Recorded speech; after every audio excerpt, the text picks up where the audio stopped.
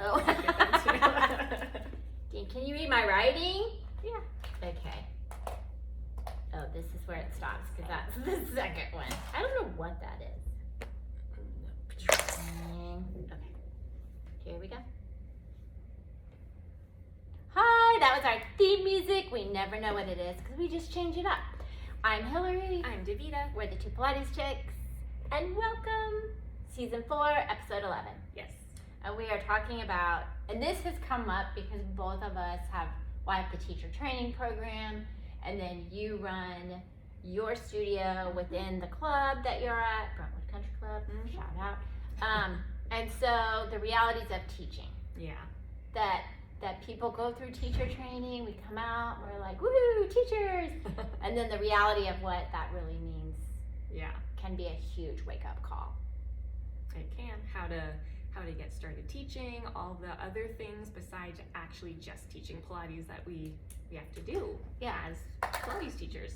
Because I think people think that's all they're gonna do. I'm gonna go in, teach my clients, it's gonna be super fun, and then I go home. Yep.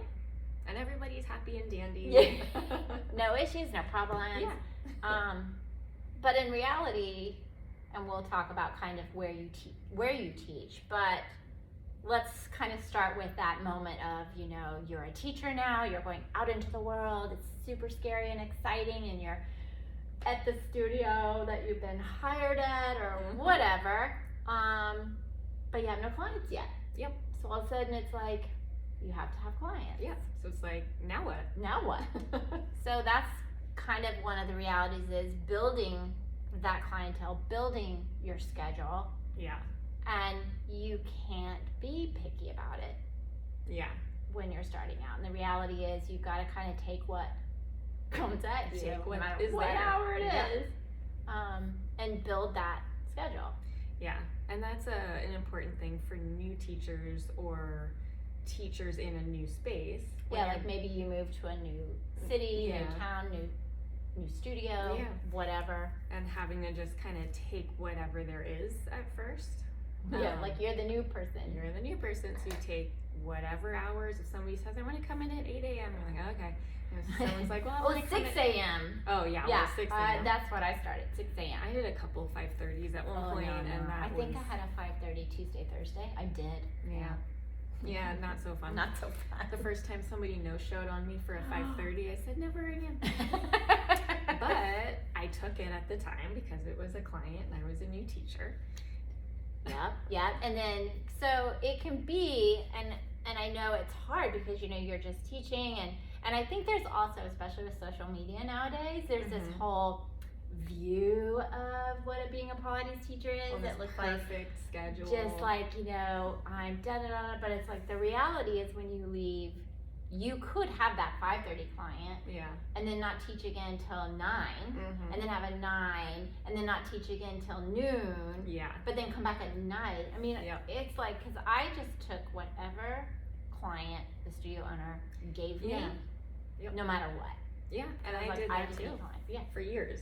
It really wasn't even until COVID lockdown that I started becoming more picky about how to take care of myself and my schedule. But for a long time, I did some double days where I would leave and come back to the studio. Yeah, I mean, that was common. Yeah. Or if you taught at multiple studios. Yeah.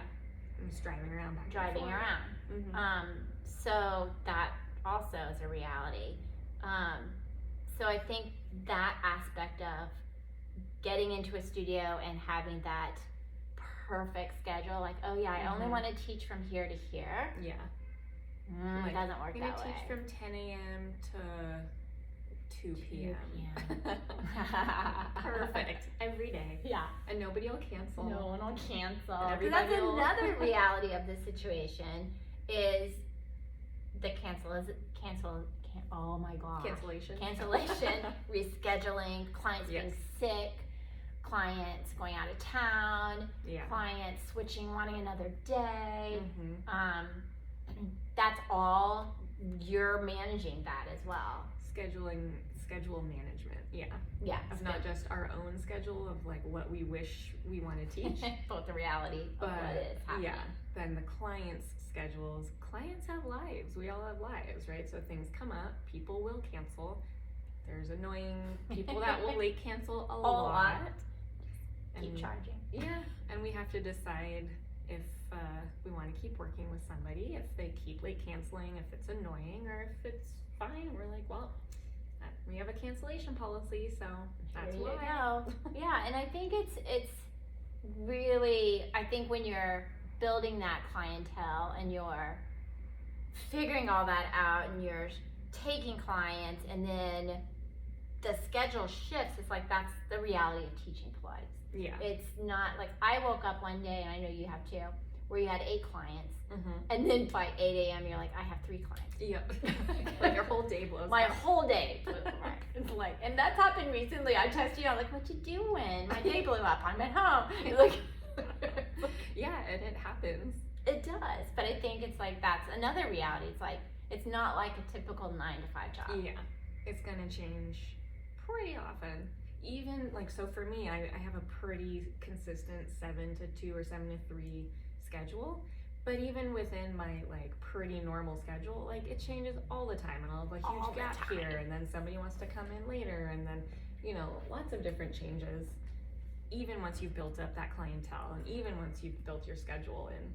Yeah, and I think that brings up a good point. I tell this to students all the time, is I have my schedule, and I think you did too before COVID, and I don't know if you switched it up, but I had my schedule, it's not quite there yet, but it's pretty close, where if everyone was in town, I wouldn't have the time for everybody. Yeah. But even if my schedule is full, I will take on another client if they're willing to like be flexible. Right. Because I can go, okay, next week, and I'll just look and I'll say, oh, that person's out, and I can slide them in. Because then there's not that stress of I only have this many clients, and 5 of them are out of town next week. Right. And for some people, like you're saying, like when I had that schedule too, where it's like, there's so many people that I'm like hoping somebody will cancel to have a little bit of a little break. And so then on some weeks, it's nice when some people are out of town, because you have a little bit of like a quiet down. A recharge time. Yeah. And then sometimes we have like a wait list, and then you'll be like, okay, well, these times are open this week. Would you like to come in? And that's what I do. It's like Sunday, I'll go, hey, this is open this week. And I'll go, I'll take it. Yeah. But I think that also goes in when you're talking about you're hoping someone cancels, and so you can, that's when you can also think, oh, I've got to take care of all this other stuff too. Yeah. That non-teaching aspect of being a Pilates teacher. Yeah. Which is all of the stuff like, well, your scheduling, which we talked about, but if you're not the studio owner or you're not an employee, then you're taking care of payments. So kind of your finances, you're having to take care of those, as well as marketing yourself. Yep. Social media, that's a job, which we're like, is it time to, well, we'll just post whatever. But that's a job too. And so you've got all this stuff and that's kind of a new job. Yeah. That social media was not around. We didn't have that. We didn't have that. Before, yeah. No. And marketing was kind of like, unless you paid for an advertisement, right, there was no marketing. Yeah. Unless the studio you worked at paid to advertise in something. Yeah. Because we had to, like, when I first opened, I had to, like, as a studio owner, you know, do I want to advertise in that magazine? Is it worth it? Right. Am I going to get any clients? And hint, no. Yeah, usually not. But yeah, you have to kind of think about all that. That's part of the realities of teaching now too. Definitely. Well, and what we were talking about before, like the realities of like, so you come out of your program and you're like, okay, now where are my clients? And it's like, where did they? Yeah. So like, okay, how do you start getting them? And so you go into a studio and you're the new person, you're given the whatever hours, but maybe the studio owner or business owner has a couple of clients that have been wanting a teacher, and so that's why they hired you. Yeah, for like specific time frame. Specific times, and for these couple of clients. But then after that, it's like, okay, well, you were given these couple clients, now you have to build your own clientele. Yeah, like it's kind of, here's your starter kit. Yeah. Right. Here's your starter kit. Yeah, if that. I mean, some studios won't give you anyone. Like there's certain major businesses that are like, okay, well, you're a new person. Okay, find your... Yeah, like I said, in some and they're bigger, you have to, and you're an employee, you have to be a salesperson. You have to go out and get your clients and sell them on it. Yeah. Which I would be horrible at. I hate doing that. I'm not good at it. I mean, the best marketing is always word of mouth. Like people that have worked with you. That's where you're going to get the clients that stick. And that's the best. And like referrals from other people. And that's what really, really works. And that's just the most authentic and natural. And it's natural and it's authentic in the terms of, because usually those clients that are referral are going to fit well with you, because whoever referred them obviously knows you. Right, yeah. And is like, oh, you would like this teacher. Yeah. Instead of just some random, I saw your ad in the newspaper. Yeah. So weird cold call. It's a weird and sometimes that works too. Yeah, but it's like, I think for a lot of teachers, they don't realize it's not just going to the studio, teaching your client, and then going home and that's it. Yeah. Yeah. I'm trying to think of a situation where that might be it. In today's environment of Pilates teaching, is there? Maybe like in a group class, if you're given a certain time and you come at that same time every day. Maybe, but you're still dealing with people. You're dealing with late cancels. There's a wait list. I mean, there's probably... And you're still probably having to do social media and still probably having to sell yourself a little bit to people in your class. Yeah. I can't really think of any. And you're still gonna like think about the class before you go in and plan or get set and like ready. That's a good point too. It's like we didn't even have that in. It's like you can't just go into the... Now, let's caveat this a little bit. You can't like go in and just wing it. Like I feel like even the clients, like if it's a new client, obviously I'm gonna prepare the session for a new client to see how they move, to see if they have issues, whatever it is.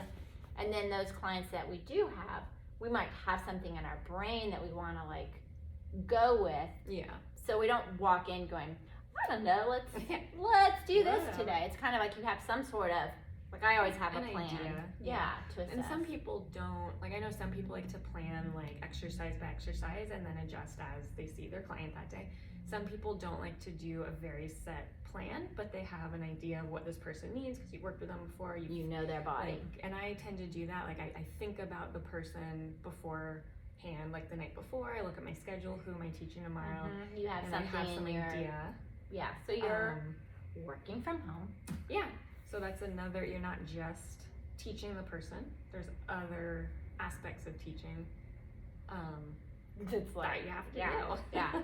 And the other thing is, like, when we talked about the sales aspect, and we'll kind of go deeper into it, is that whole, like, where you are teaching, what your responsibilities are, which we kind of touched a little bit on. Like, are you an employee? Yeah. Are you a studio owner? Are you just an independent contractor or someone that rents space? Right. I mean... These are all very different scenarios, different responsibilities in each one. As a teacher. Yeah. And I almost think... I mean, there's pros and cons to each. There are, yeah. Because, like, for you can speak for this because it's the environment you're in with being, you know, the teachers that are in your studio at the club are employees. So there's pros and cons to that. Yeah. And we used to be contractors, so I had that experience. And did that change when the California law changed? Just before it, Just before? Yep. So it was probably due to that? It could have been, yeah. And there are pros and cons to both things that I experienced myself, and then being in charge of the department, like in charge of the studios, I have more responsibilities through that, and which there again are pros and cons. Like I like having some of those responsibilities, and I like, personally for me, I like some of these other realities of teaching because I like to think about other things besides, I'll say, quote, like just teaching. Like I like these other things, but I think a lot of people come into teaching not realizing these other realities and then getting overwhelmed or frustrated or like, ugh. Or maybe it just wasn't, they didn't, like I feel like sometimes people might think teaching Pilates is easy, that you do not have all this responsibility, that you just kind of go in and teach. And so I think the reality, they're like, wait, I didn't think it was actually work. Right. Well, people see those social media posts and you see the like fit influencer people and their day looks so fun and they work out and then they teach Cute their little person. outfit. Yeah, perfect little cute outfit. So there's this idea of what we think it'll be. And then even if we're not like influenced by that stuff, there's like this idea, you're in your program, you're doing all these exercises, you're so focused on Pilates, Learning. and that's just what you're thinking about. I'm going to teach these exercises, people will be interested, they want to know all these things. Yeah, they'll love it. Yeah. And there's all these other things that we need to be aware of and take into consideration. Yeah, and sometimes it's like you learn them as you go in terms of the different places you do teach. And I always tell people when they go out of teacher training, because I think it's great when people want to have their own studio, but I also think right out of teacher training, not the best idea. Yeah. Because I feel like you haven't had a taste of all these different environments, so you don't really know what you like, what you don't like, what works for you as a teacher, what doesn't work for you as a teacher. Yeah. So I think it's really important to get kind of your feet wet in different, like in like a Pilates studio that's all they do, right? Or in a fitness center, or in group classes, or in seeing PT kind clinic, of PT clinic. Different avenues to see like what you want to build or what you think works. And yeah, like you're saying, what doesn't work, that's a very helpful thing to see. To know, because what if you get in a situation where like, oh, this is not what I want to be doing in terms of my teaching. Yeah. But I think, and you, because you and I were kind of in the same situation, like with the fitness centers and the club, because we're both taught private clubs. Yeah. So in that aspect, your clients are there. Yeah, you have a closed market. You have a closed market to market to. But also you have different politics. You have different kind of ways as a company it's run. Right. So there's all these different, so it's kind of like, does that work? Does that not work for that person? For me it worked. I was fine. So it was like you, it's like I had a studio, but I could walk away at night and not be responsible really. So it's a different kind of, you didn't have the overhead rent. Right. Which is super nice. Which is a huge thing. And that, like, for me, during COVID, I could walk away from the studio. And not have to worry about paying rent. And not have to, And know that I can walk back in 18 months later. And so it's huge. Yeah, because that's like, and I think Kimberly, my friend, she listens. Hi, Kimberly. You've talked to her because y'all had a conversation. But yeah, it's like, that's what has stopped her. It's because she's in a similar place. Very similar. She's been there for 11 or 12 years now. And yeah, she's like, I don't know if I'd want the, having to pay rent and having the overhead and having the bills and she runs the program. She hires and fires the people there, and yes, she has to get approval if she wants something, but. Yeah, so you can, like, do you want to have a manager? Do you want to be the manager? Do you, and some people say, yeah, I want to be in charge. I'm like, do you actually? Do you really? I don't know if you have all these other things to think about. Because that's one thing, I don't think I would have opened a studio if I hadn't been in the position like you're in. Because I did payroll. I did hiring and firing. I did scheduling of classes and stuff. So I had that aspect of it. So when I opened my studio, it was a little easier to know the realities. Although, like, the property taxes and all of that was like, what? Whole nother thing. Thing. But the realities of teaching, it's like as you get deeper and deeper into it, it can get more and more intense. And it's just not a 9-to-5 job. It's not, It's super varied, super variable. You can't just expect to have that perfect schedule, maybe ever. I think you can get close. You can, But then it will change. It'll change. And like the second you feel like you've set your clientele, you have your book of clients, you have your schedule, and then something changes. Somebody needs to change because of their new job or their kids, whatever. And there's always something. So I think you have to have that, and I'm not that person. Like, I'm not good with change. I like to have a plan. Me too. Yeah. But in my teaching, I'm like you. It's like, ooh, they canceled? Okay, that means I can blah, blah, blah, blah. Work on this right now. Do it, yeah. So it's like that aspect is, but I think if someone is that way in their work, this could be very like disorienting, that whole thinking you have this day and then all of a sudden it blows up and you have this totally day. Changes, yeah. And it's important to realize that like clients have lives. We all have our lives. Like, just because somebody needs to late cancel or change their schedule doesn't mean they don't care about their session. I mean, sometimes people are not really prioritizing it. Yeah. But it's like, it's not personal. It's not personal. Yeah. It's easy to get annoyed by it and take it personally. And it's important to just realize, like, you know what? We're all trying to just live our lives. So we're trying to schedule our schedule of clients. The clients are trying to schedule 1,000 doctor's appointments for all their kids and whatever. Yeah. So it's, you know, just not taking it personally, as clients have to change, because they will, and they will constantly. And we have 30 different people to take care of all the time. Yeah, that's another aspect to think about. Yeah, because you're dealing with 30 different people's schedule. Yeah. So it's not just your schedule. You're dealing with each client having all their stuff. Yeah. And fitting you in. Mm-hmm. Yeah. So that can change. In a heartbeat. But then also, when people do cancel a lot, having to enforce your cancellation policy, having to be strong in boundaries, what is appropriate and what's not, and canceling, rescheduling. And I think that's a really hard part of the job. It's tough. It's really tough. Yeah. Especially the longer you know the client, and then it's like, it just feels awkward sometimes. You're like, oh yeah, you owe money. Yeah. It's like, it can be hard to talk about money with clients. Yeah, and especially, you know, that's why I think it's important to have those boundaries always in terms of, you know, not overstepping into that, you know, coffee chat. Yeah. And you can't, I mean, people tend to become friends with certain clients, but it's still important that, like, it's business in the studio. In the studio, it's your business.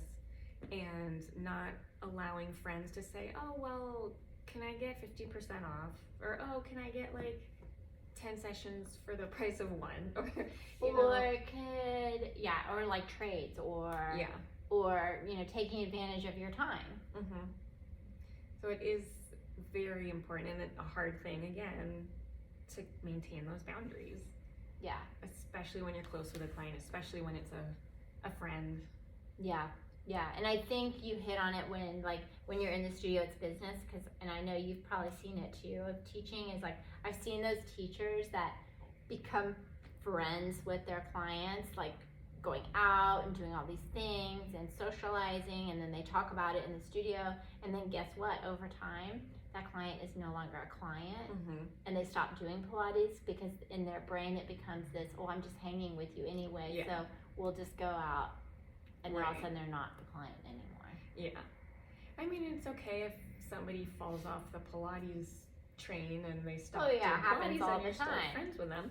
But when they're in the studio, it's also important to remember to keep teaching them and not just sitting around chatting the whole time. Yeah. You can chat still while you're moving. Like, let's go to the Cadillac. So how was your, blah, blah, blah. I mean, I have plenty of clients that like to chat, and I just keep them moving. They'll kind of stop and start telling me something. I'm like, oh, hold on. Yeah, just keep going. Tell me as you move, you know. So. I'm the opposite. I make them stop. Just do it. When they start talking, I'm like, I make them stop, and then when they stop talking, I was like, okay, let's go. Yeah. And then I think they stop talking as much. Yeah. Well, if they keep talking the entire time, I'm like, okay, you need to stop. Yeah. You need to do something. But I think, so I don't know, like if you think about the realities of teaching and you're that new teacher walking out into the sunshine. You just finished your teacher training, you passed, which happened this weekend. My Jessica, hi Jessica, she passed. What do you think the best, we'll go with 3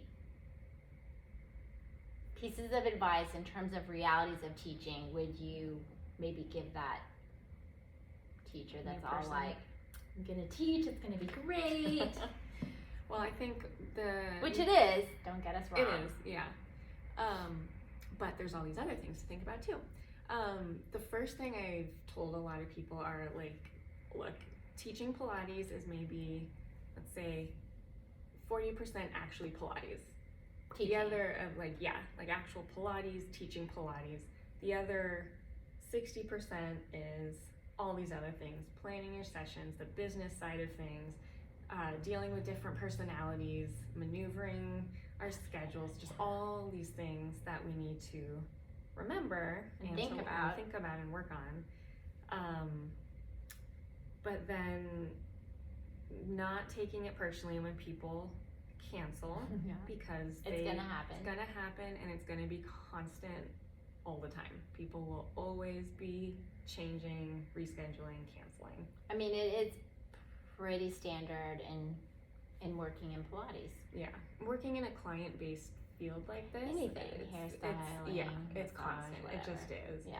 And then the service industry. Yeah, exactly. Yeah, it's an element that in between service and health, fitness, and it's like your schedule is based on other people's schedules, and so it's going to be affected and it's going to change. Yeah. But then I think the last thing would be that as a new teacher, if you start somewhere and are given clients, don't expect to keep being given clients. You might be given a few more, but you need to build your own book of clients. Yeah, you need to do the work too.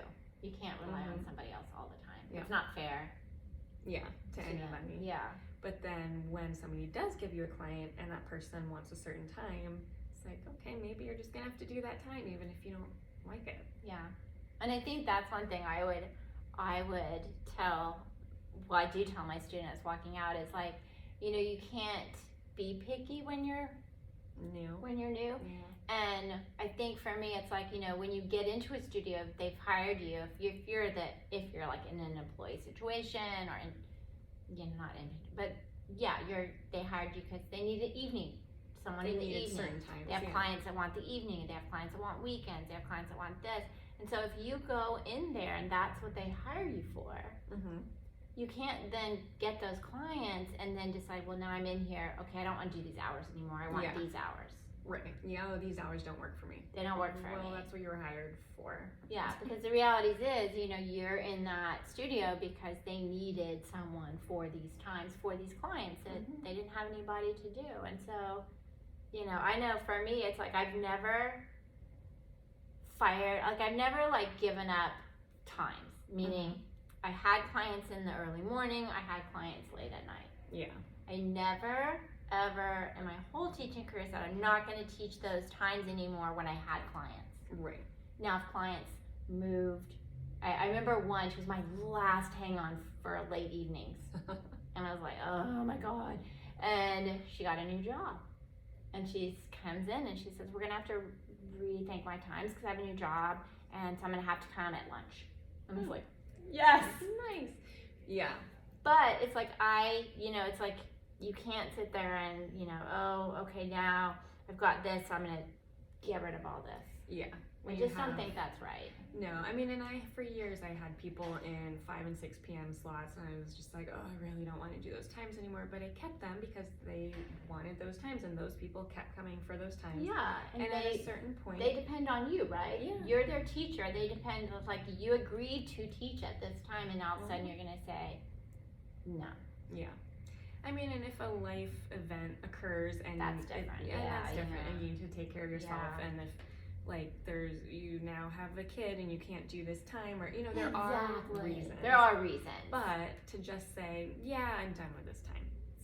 Because it's the reality of teaching. It's like it's not only. I mean, it can be, but you're really not going to build a business that way. Yeah. If you kind of need to accommodate to a certain extent as best especially as you can. and the realities is that it is kind of not that 9 to 5. Yeah. And I mean, and what I've noticed is when I've had it in my mind, like, oh, I really don't want to do this time slot anymore. It does open up. It opens up at a certain point, and so you just kind of stick through it for a while, and then it just seems to be the universe kind of goes, okay. Yeah. But I was like, oh, I just don't want to do this 4 p.m. anymore. And the client let it go, like, oh, I need to change times, like you're saying, and then, okay. And then you just don't fill it with somebody else. Exactly. You know, and that's kind of how you shift your schedule, too. Yeah. It's kind of like when those clients move out of those times that you don't really want to do anymore, then you just don't fill them. Yeah. So it just naturally changes. And I've noticed it does tend to happen. It does. It may not feel like it's going to happen when you're in it, but I think that was good advice.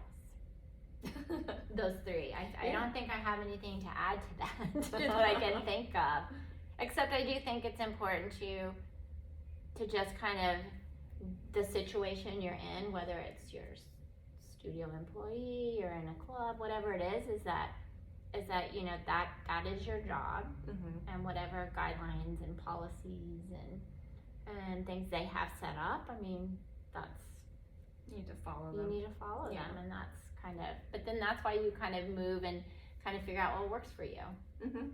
Yeah, because if a certain environment with those regulations and whatever doesn't work for you, then there's another one would be better. Yeah, another environment. Yeah, I think that's good. Yeah. But it's like, we're not saying teaching is a horrible thing and it's hard and it's like drudgery, because it's not, because why would we have done it for so long? But it's important to know those realities of the harder things that's not our just fun teaching. Yeah. With not just being with our client, but there's the business side and some frustrating sides. And as long as you're aware of those things, then it's less frustrating because you know that's normal, that's natural. These are the things you just have to, it's just part of it. It's just part of it. And I think it helps also to like realize that, and every single teacher is going through the same things, maybe in different ways in terms of the realities of it. But I think when you're a new teacher, especially, and you're going out into the world, no one tells you these things. Yeah. You just kind of learn as you go and experience it. You're like, wait, what? You're not giving me clients? Yeah, right. What? I mean, yeah, because I was like you when I started, and then went into a Pilates studio, my first like out of the realm of the fitness like club or private club, and it was like, I think she had 3 clients at the time, and it was like, where are the rest? Yeah, it's like, no, this, and then it was like referrals. Yep. Yeah. Huge part of it. Huge part of it. But I think that's good. Yeah. But I think, I like it. I can't think of anything to add to your 3. I thought that was good advice. Nice. Yeah. Yay. So those are the realities.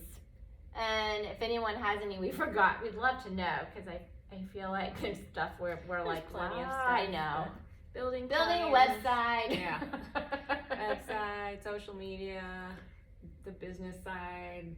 Oh yeah, like your taxes. That's I was trying to go in there. Like the whole financial stuff. But thanks for listening. Yeah. Oh, do we have a sponsor? No. Last time we sponsored ourselves. I feel like, I don't have a sponsor. No ideas. We have no ideas for a sponsor. Oh, here's one. Tervis. It's my water bottle. That is a water bottle. Yeah, it's Tervis. And look, it like screws like funky. that. It's pretty funky. It's fun. It's fun. We'll put a picture of it. But okay, there. Because we all need to drink water. We're shouting out to Tervis. I don't even know if I'm pronouncing it right. I guess we should have figured out who our sponsor was, because we picked them. They don't pick us. Anyway, that's it for this. Yeah. Yay. Thanks for listening. Bum, bum, bum. Our music's coming, and we will see you next time. Bye. I guess we should have talked about it. I didn't think about it. I didn't think about it. I thought that's pretty good, yeah? Mm-hmm. Did we ramble? Probably. Probably. That's okay. Okay, so here we have the staying positive one. Should we done that one and save it? Oh, done. Thank you. When you said sponsor, I was about to be like swell bottle, but I was like, I don't think I have a swell bottle. Oh, it's Corksicle. Well, we both went for it. Yeah. What? Oh, yeah, okay. Okay, so staying positive. Do we want to say we're talking about staying positive in studio, or you had something else I think you kind of verbed it as? Did you? Or is it, God, I wish I could remember. I was listening to a podcast and they said something really good that I was like, oh my God, that would be so good. Because it was like something about staying positive when your life did something. But it wasn't like implode or anything horrific, but it was kind of like, oh, that's what we're talking about. But I don't remember what it was.